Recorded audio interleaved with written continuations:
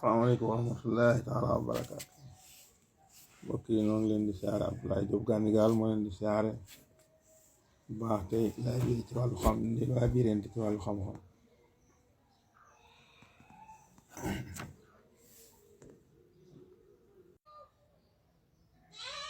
Assalamualaikum warahmatullahi taala wabarakatuh.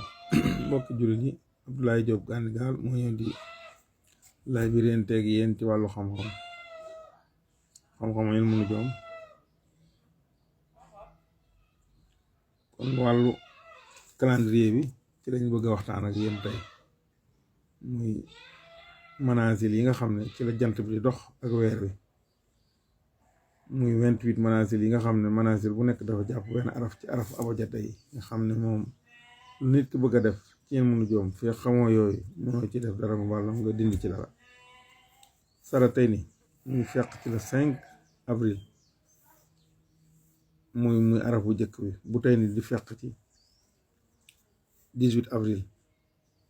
suraya di fekk ci 1er mai dabran di fekk ci 14 mai xaqaata di fekk ci 27 mai xanaata di fekk ci 9 juin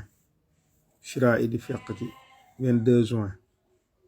nasrata di fekk ci le 5 juillet tarfata di fekk ci le 18 juillet jafata di fekk ci 31 juillet xorasaan di fekk ci 14 juillet sarfa di fekk ci 27 juillet xawaa di fekk ci le 8 juillet simaak di fekk ci le 22 septembre Éclil di fekk ci le 31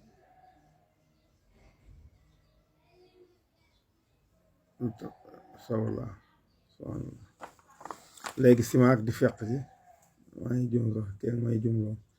simaak di fekk ci le 22 septembre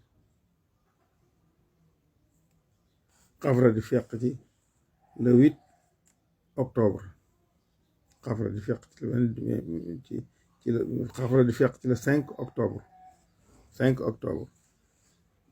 Zofnaan di fekk ci 18 octobre noonu lay fekk Iklil di fekk ci le 31 octobre kon xam naa dañ koy def ñaari xaaj ndax vidéo bi day gàtt ba beneen bi ñu indi ko ci des.